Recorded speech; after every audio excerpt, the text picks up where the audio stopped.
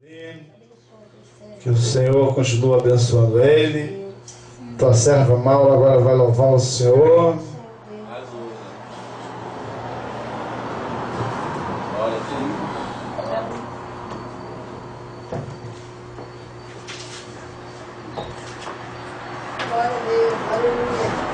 Salve os irmãos com a paz do Senhor. Amém. Vou louvar o Senhor com um hino bastante conhecido. Gostaria de oferecer para o nosso irmão Morim.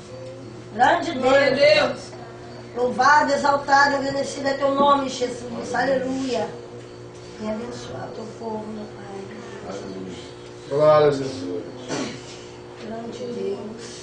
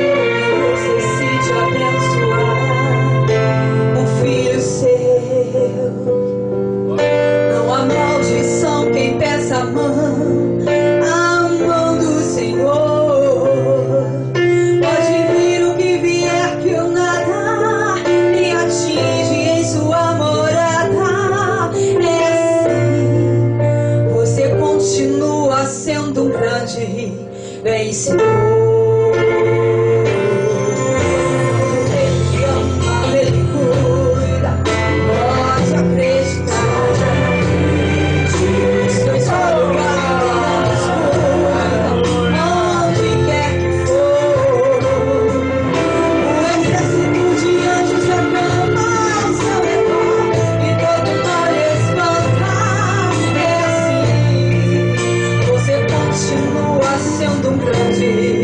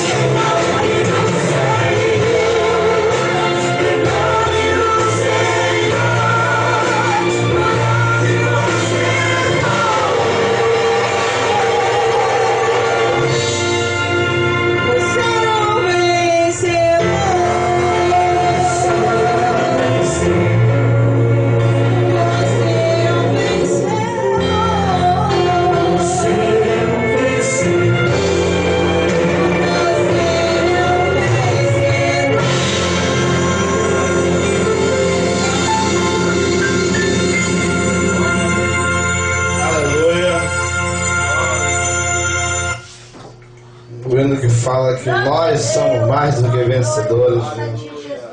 O apóstolo Paulo, escrevendo ao Romano, diz que todas essas coisas, todas, somos mais do que vencedor. Não tem meio termo, em todas.